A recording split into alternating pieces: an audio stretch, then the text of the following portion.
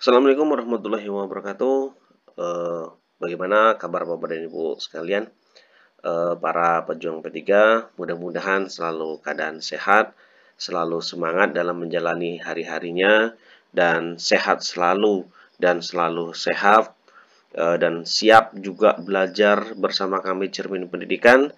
Dan pada kesempatan kali ini, eh, kita akan mencoba membahas mengenai tentang soal FR 4 bidang sekaligus kompetensi yang akan kita bahas untuk di tahap ketiga, dan alhamdulillah juga seperti biasa selalu dilengkapi dengan eh, pembahasan-pembahasannya. Adapun 4 bidang kompetensi kali ini adalah langsung bidang teknis pedagogik, manajerial, sosiokultural, dan wawancara. Dan alhamdulillah Bapak dan Ibu, insya Allah soal ini adalah soal asli FR, dan mari kita simak dengan sebaik mungkin. Mudah-mudahan kita bisa lebih paham dan bisa menjadi persiapan kita esok di tahap ketiga. Namun sebelumnya mohon maaf kepada Bapak dan Ibu, mana tahu nanti dalam pembahasan ataupun dalam pembacaan soal masih kurang berkenan oleh Bapak dan Ibu, kami mohon maaf yang sebesar-besarnya, dan mari kita koreksi bersama-sama. Dan juga Bapak dan Ibu, jangan lupa untuk klik like, subscribe, dan komen, dan bagikan apabila konten ini bermanfaat untuk Bapak dan Ibu guru di luar sana, supaya kita sukses bersama menyandang guru P3 dan NIP kita bersama-sama. Selanjutnya mari kita bahas Bapak dan Ibu, karena mungkin terlalu panjang nanti pembahasannya kita, 10 demi 10 soal yang kita berikan kepada Bapak dan Ibu guru. Mari bahas langsung saja Bapak dan Ibu untuk soal yang pertama. Pagi ini penyerahan rapot untuk siswa SMP Mekarsari. Bu Neni adalah guru matematika di SMP tersebut. Saat sehabis pembagian rapot, tiba-tiba Bu Neni didatangi oleh orang tua wali murid sambil marah-marah dan menggerutu karena nilai anaknya jelek. Padahal menurutnya anaknya adalah siswa yang pintar. Bu Neni kemudian menjelaskan teknik prosedur dan hasil pengolahan nilainya dari nilai harian, PTS, nilai pas, serta nilai sikap siswa dengan buku catatan penilaian yang lengkap. Dan akhirnya orang tua siswa tersebut dapat mengerti bahwa nilai anaknya memang sesuai dengan fakta. Dengan demikian, Bu Neni telah melaksanakan prinsip-prinsip penilaian. A. Adil, B. Objektif, C. Menyeluruh, D. Sistematis, dan E. Akuntabel. Dan mohon maaf Bapak Ibu, sepertinya soal ini memang sangat sering sekali keluar, sehingga ada di beberapa pembahasan cermin pendidikan yang kami selalu terima soalnya. Memang soal ini lebih sering keluar, sehingga insya Allah rangkuman soal-soal FR ini pun juga kami ambil dari rangkuman-rangkuman pembahasan-pembahasan sebelumnya. Jadi inilah soal-soal yang sering muncul dan kami rangkum menjadi satu kesatuan ini di pembahasan kali ini. Baik, kita lihat kata kuncinya untuk nomor 1 Bapak dan Ibu. Kata kuncinya adalah Bu Neni adalah guru matematika di SMP. Kemudian Bu Neni didatangi oleh orang tua wali murid yang datang dengan marah-marah. Kemudian karena nilainya jelek dan menurut orang tua adalah anaknya yang terbaik. Dan jawaban kali ini adalah akuntabel. Kenapa akuntabel? Sesuai dengan pembahasan sebelumnya, kunci jawabannya adalah E, penilaian dapat dipertanggungjawabkan. Kenapa dapat dipertanggungjawabkan Bapak Ibu secara akuntabel? Karena Bu Neni memiliki data-data yang berkaitan mengenai tentang baik itu nilai PTS, nilai harian, dan nilai pas, serta nilai sikap siswa yang bersangkutan. Sehingga ibu atau orang tua dari anak tersebut memahami dan mengetahui apa yang terjadi di sekolah dan sesuai nilai yang diberikan. Lanjut untuk nomor 2. Pak Bejo adalah guru PKN di sekolah Mekar Indah. Dia tinggal di desa Mangunharjo. Siska adalah tetangga dari Pak Bejo. Setiap pembagian hasil evaluasi, Siska selalu diberi nilai 85 oleh Pak Bejo. Sementara Rudi siswa yang paling pintar di kelasnya hanya mendapatkan 80. Dari kasus di atas, artinya Pak Bejo tidak melaksanakan prinsip penilaian. A. Adil, B. Objektif, C. Menyeluruh, D. Sistematis, E. Beracuan kriteria. Ya, kira-kira menurut Bapak Ibu jawabannya adalah? Ya, benar sekali. Jawabannya berdasarkan dari kata kuncinya adalah guru PKN Pak Bejo, terus kemudian tinggal di Mangunharjo, dan Siska adalah tetangga Pak Bejo. Ya, Siska adalah tetangga dari Pak Bejo. Sehingga untuk Rudi siswa yang paling pintar hanya mendapatkan 80. Ya, betul sekali, pernyataan Bapak dan Ibu adalah objektif. Kenapa objektif Bapak dan Ibu? Mari kita bahas. Pembahasannya adalah objektif. Berarti penilaian didasarkan pada prosedur dan kriteria yang dijelaskan, tidak dipengaruhi oleh subjektivitas penilaian. Adil berarti penilaian tidak menguntungkan atau merugikan peserta didik karena kebutuhan khusus serta perbedaan latar belakang agama, suku, budaya, adat istiadat, status sosial ekonomi, dan gender. Sehingga penilaiannya adalah objektif. Berarti penilaian berdasarkan pada prosedur kriteria yang jelas. Sehingga jawabannya adalah yang objektif. Lanjut Bapak dan Ibu. Pada pembelajaran matematika, siswa diminta menemukan sifat-sifat persegi panjang oleh gurunya. Siswa tersebut dapat menemukan sendiri sifat-sifat bujur sangkar karena pada pembelajaran sebelumnya sudah belajar mengenai bangun datar. Menurut Ausubel, hal tersebut menunjukkan A. Belajar dengan penemuan yang bermakna, B. Belajar dengan penemuan yang kebetulan, C. Belajar menerima yang bermakna, D. Belajar menerima yang tidak bermakna, E. Belajar mandiri. Kata kuncinya untuk soal ini adalah siswa diminta menemukan sifat-sifat persegi panjang oleh gurunya, kemudian dapat menemukan sifat-sifat bujur sangkar, dan belajar mengenai bangun datar.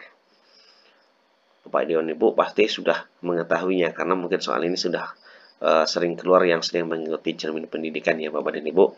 Ya, benar sekali Bapak Ibu, jawabannya adalah belajar dengan penemuan yang bermakna.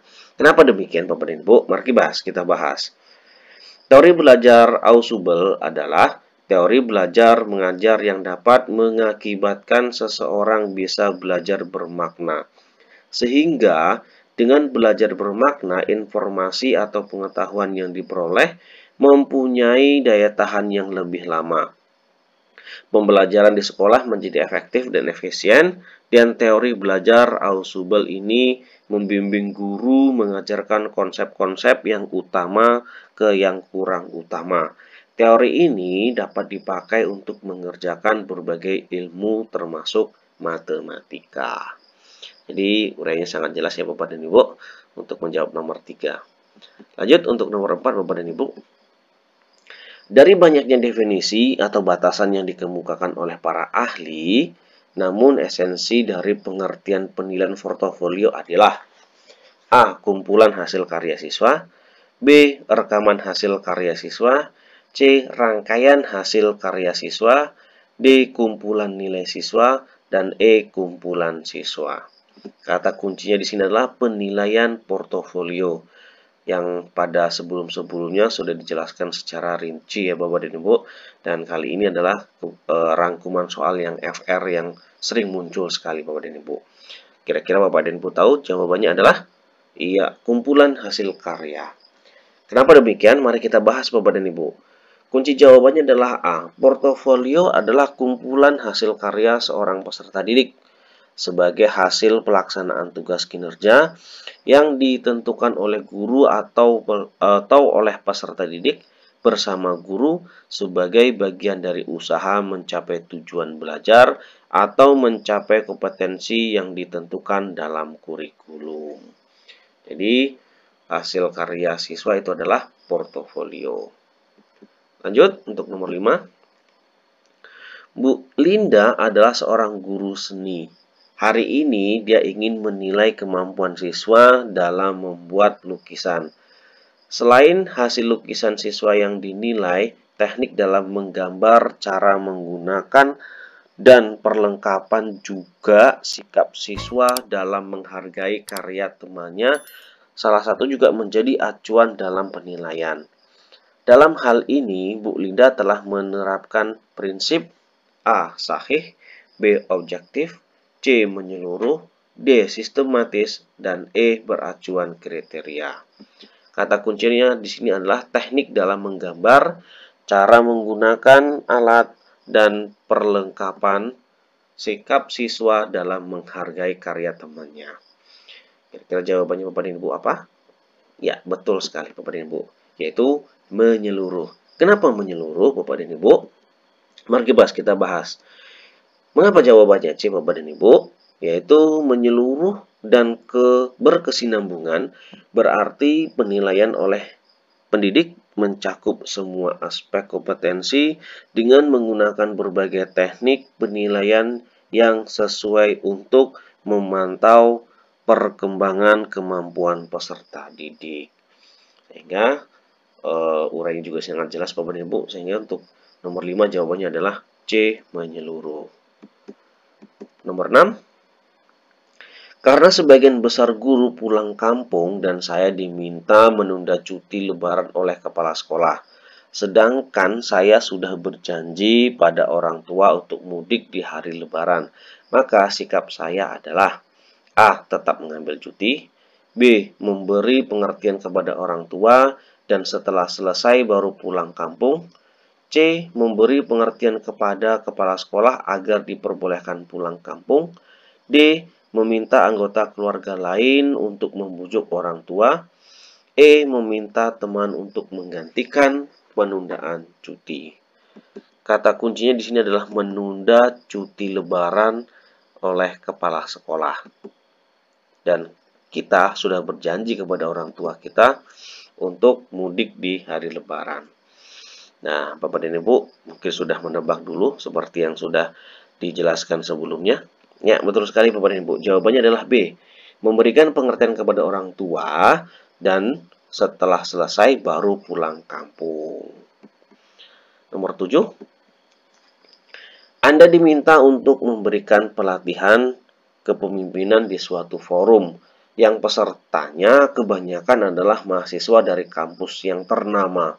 Maka reaksi Anda adalah A. Meminta orang lain saja untuk memberikan pelatihan, B. Mencoba menjelaskan sebisanya, C. Meminta bantuan rekan untuk menyusun kegiatan pelatihan, D. Berusaha tenang dan fokus pada materi yang akan disampaikan, E. Mengkomunikasikan pada penyelenggara agar sesi pelatihan ditunda. Kata kunci di sini adalah pelatihan kepemimpinan. Ya, yang mana pesertanya adalah mahasiswa dari kampus yang ternama. Mungkin kita agak sedikit nervous ya Bapak dan Ibu karena mahasiswanya adalah dari kampus yang ternama. Nah, kira-kira jawabannya Bapak dan Ibu, ini juga sudah sering keluar di pembahasan sebelumnya. Ya, betul sekali Bapak dan Ibu. Jawabannya adalah berusaha tenang dan fokus pada materi yang akan disampaikan. Kita tetap tenang Bapak dan Ibu walaupun dari mahasiswa, tapi kita diminta berarti kita sudah maju satu langkah lebih dulu dari para mahasiswa. Lanjut untuk nomor 8. Jika Anda sebagai kepala sekolah, apakah mendelegasikan tugas kepada staf Anda? Apakah A. Saya mendelegasikan sebagian tugas kepada staf, B. Saya mendelegasikan tugas biasa kepada staf dan tugas penting untuk saya, C. Saya mendelegasikan semua tugas kepada staf dan saya sebagai pengontrol dan pengawas, D. Saya mendelegasikan sebagian besar tugas kepada staf, E. Saya mendelegasikan sebagian kecil kepada staf. Kata kuncinya di sini adalah kita kalau sebagai kepala sekolah atau sebagai seorang pemimpin. Apa yang kita lakukan Bapak dan Ibu? Ini juga sering keluar di pembahasan sebelumnya. Ya, betul sekali Bapak dan Ibu. Saya mendelegasikan semua tugas kepada staf dan saya sebagai pengontrol dan pengawas. Karena kita sebagai kepala sekolah, Kita memberikan sebagian tugas kita kepada staf kita, dan kita sebagai pengontrol dan mengawas mereka dalam bekerja untuk saling berbagi ilmu dalam sebuah tim. Ya, dalam pembahasan sebelumnya sudah dijelaskan sangat rinci ya dari Bapak dan Ibu. Lanjut untuk nomor 9. Di sekolah Anda akan mengadakan suatu kegiatan yang besar dan Anda ditunjuk sebagai ketua panitia dan disuruh membuat program kegiatan. Pada suatu saat Anda ditegur oleh kepala sekolah karena program kegiatan belum selesai sampai pada waktunya.